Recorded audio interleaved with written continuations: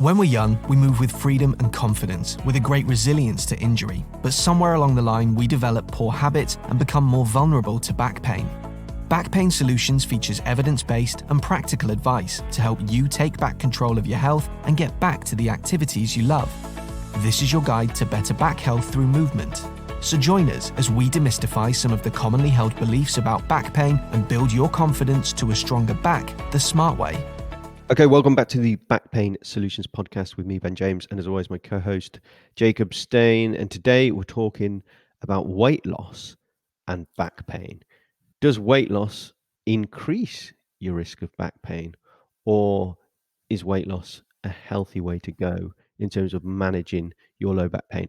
This question came through from a Facebook group that I'm part of, so I thought it would be relevant to discuss it here on the podcast today and outline some of the things that we want to consider when we're looking at losing weight and managing back pain at the same time.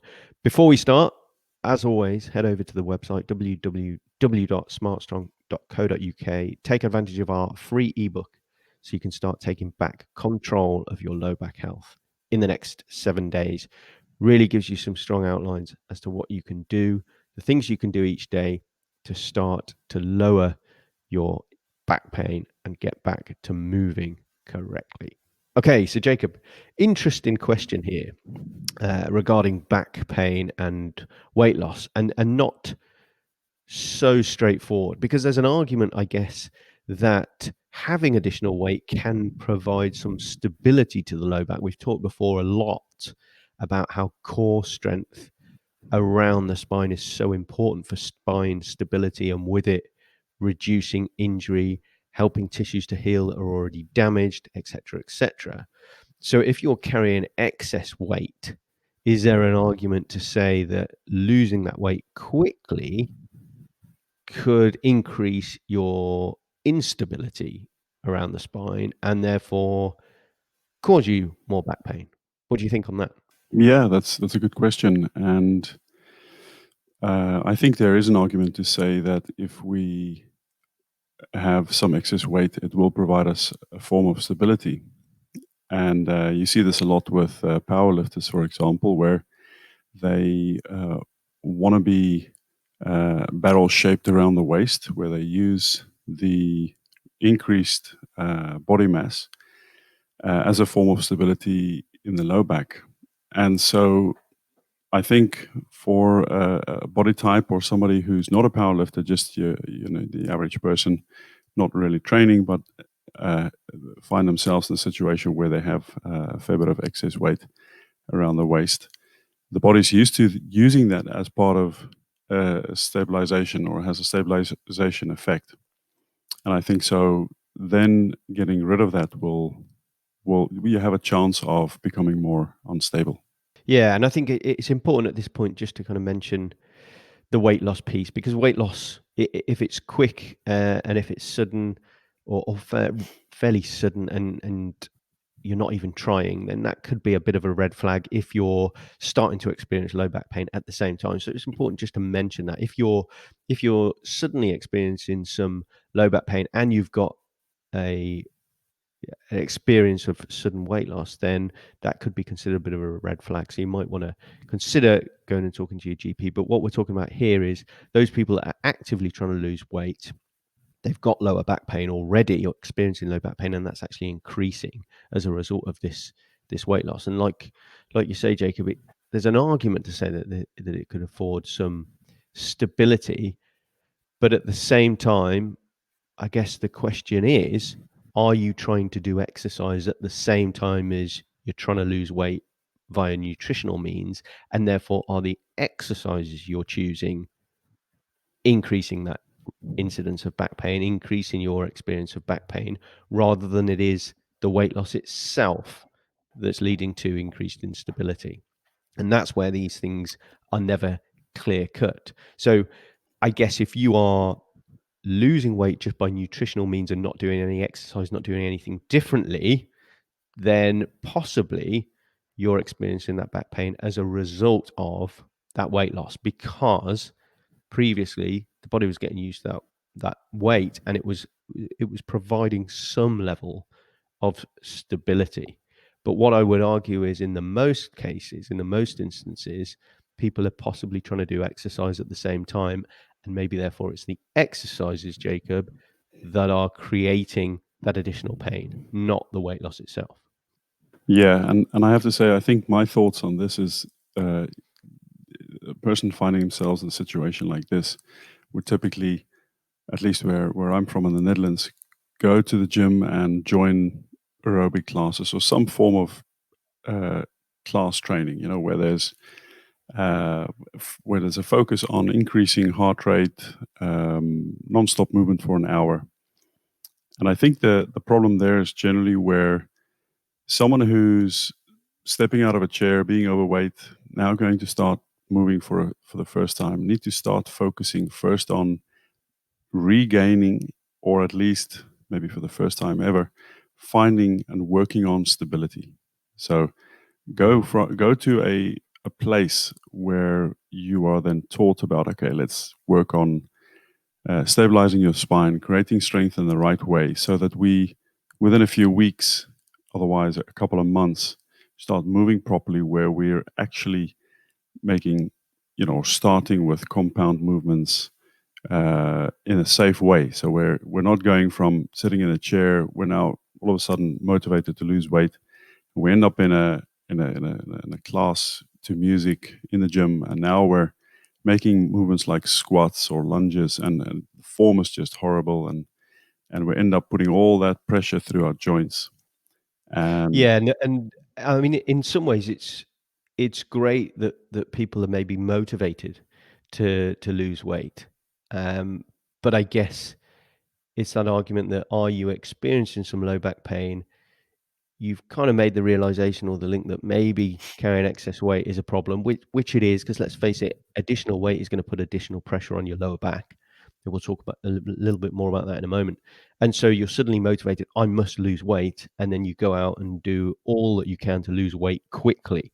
And like you say there, Jacob, if you suddenly go into a lot of aerobic classes, because aerobic classes naturally, when you look at the research and information on the internet and everything else, you want to be doing aerobic work to lose weight, and you're changing your diet, suddenly you're finding yourself very unstable because you're doing exercise that your body's not used to. And if you've got no core strength, you've got no healthy movement, then suddenly that's a lot of pressure, a lot of weight going through the low back without the stability there to help support that exercise.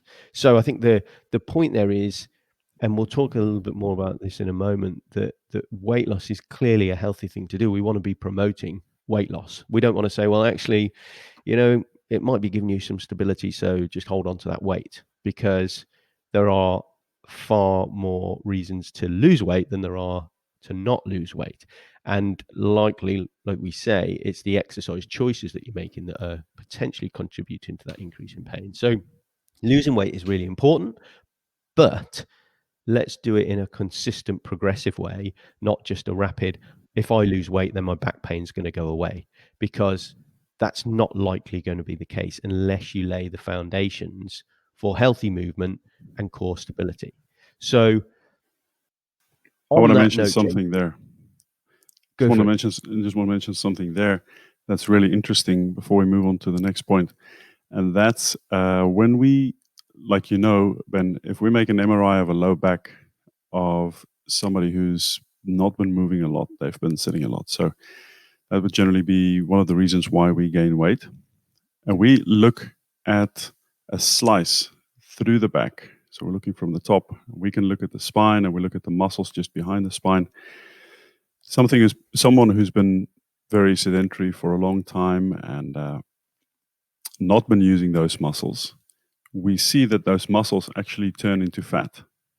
So a certain proportion of the muscle then becomes replaced by fat. So we lose the actual muscle mass close to the spine that's going to provide a stabilization effect. And so if we then go straight from there to the aerobic class, the chances of actually stabilizing the spine it's going to be, the ability to do so is going to be minimal. So Yeah, and what you're talking about there is muscle mass rather than the muscle itself actually going. We're talking muscle mass decreases and is replaced by fat, effectively. yes, exactly. Yeah. No, it's a great point because, like you say, if you're then going to just suddenly dive into that aerobic class without that core stability, without that supporting muscle endurance, then you're going to make yourself far more vulnerable, and therefore, it's no surprise that losing weight increases back pain. So there is an element of the weight itself may give you some stability, but far more likely is the actions and the exercises that you're doing as part of that weight loss program that are causing pain. So as always, it's about laying those foundations and taking things slowly and progressively, because this should be a lifestyle choice, really.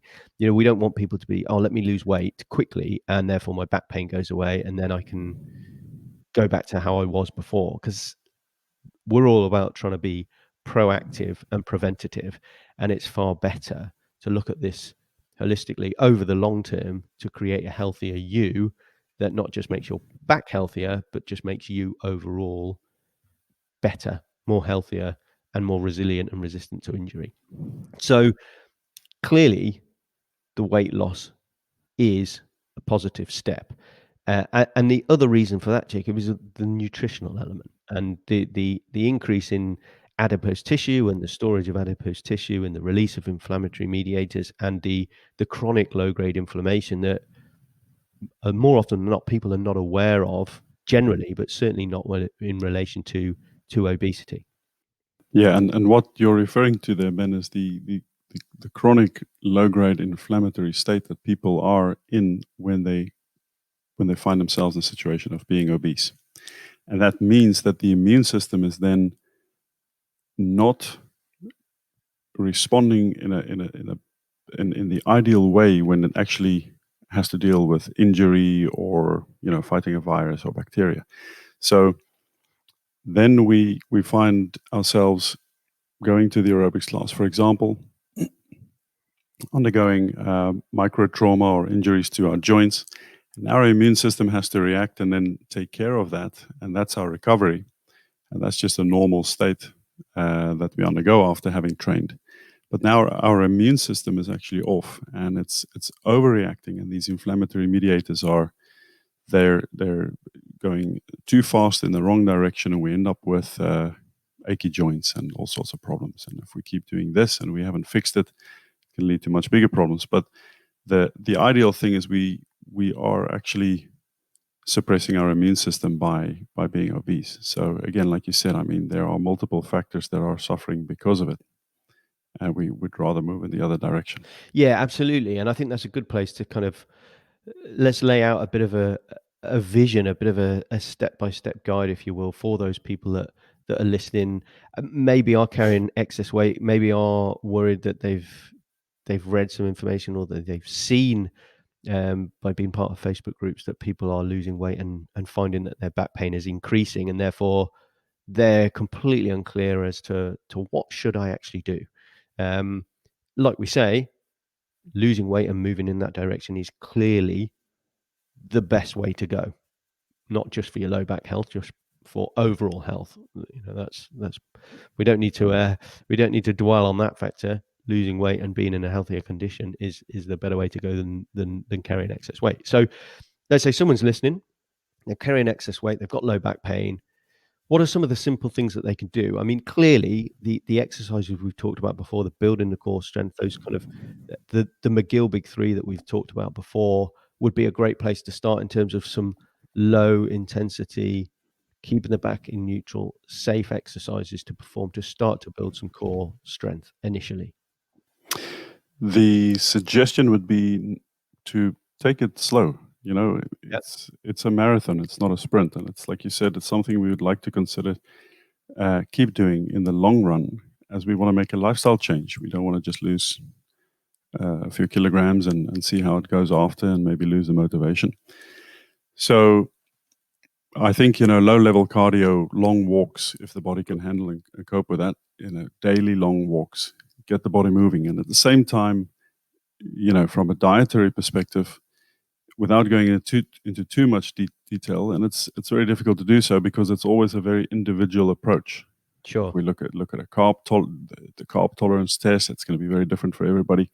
But one thing that's certain, and this would be my advice, is make sure you get enough protein. And multiple sources. Make sure you up your protein intake. That's going to be very important, because I think what a lot of people do when they are overweight and they want to lose weight is the first thing they do is they eat less. So they stop eating for a big part.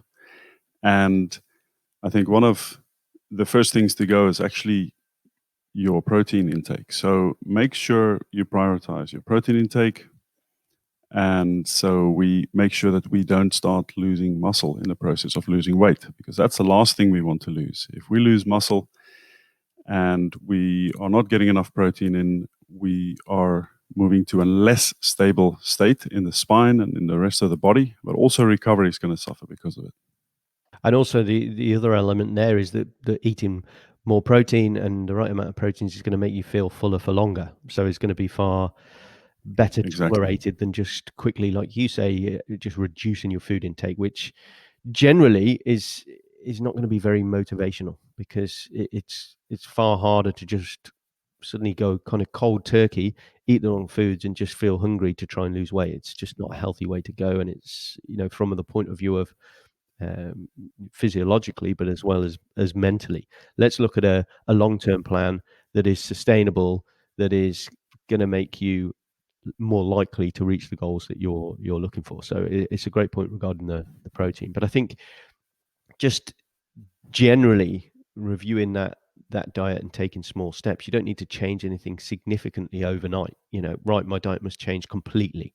Again, let's try and set some realistic goals. Yes, we maybe want to change that diet completely over the longer term, but let's make some simple changes. Let's reduce the sugary drinks. Let's just drink more water. If you do that over the next week alone, reduce all of the sources of fluid intake, whether that be sugary, fizzy drinks, or whatever that might be, hot drinks, hot chocolate, whatever it might be. Just a simple move towards a healthier lifestyle could be your first step. So keep hydrated would be a great point, and start walking, like you say, Jacob. And it doesn't necessarily have to be a long walk. If you just make that intention, set that intention every morning before you start work, to just go for a short walk and start to build that up over the next week or so, then you're just starting to set some small objectives that are going to lead you towards a more healthier lifestyle. And with that, back to those kind of core exercises, Jacob, that you can do at home, they're going to be safe to do for people that are carrying excess weight. I think, like you mentioned before, going for the McGill Big Three, learning how to do the crunch properly, the bird dog, be careful with your shoulder, but then eventually move on to doing the side plank as well. And if you have some discomfort, the tummy lying exercise where you take the pressure off your back. So I think those would be a very good start. And be careful of just, jumping into aerobic classes or anything of the sort, Zumba or the dancing classes at the gym. Because remember, your body has been very sedentary, most likely, compared to the people who go to those classes regularly and who are doing fine. And so slowly build it up, and see how it goes. Maybe do a shorter class, but be careful. It's no point in actually hurting your back in the process. It will be very demotivating. Yeah, there's no point compounding the issue, because that's the risk. If you've got a back injury, then there's a problem there, and then you go and do the exercise classes to try and lose weight, which is a positive step to take, but not necessarily the right step to take, particularly if it then compounds the injury, makes it worse, and then really demotivates you and sets you in this vicious cycle of repetitive and sustained injury. So I think, like we say, just to summarize and conclude, yes, in some cases, weight loss can lead to an increase in your lower back pain.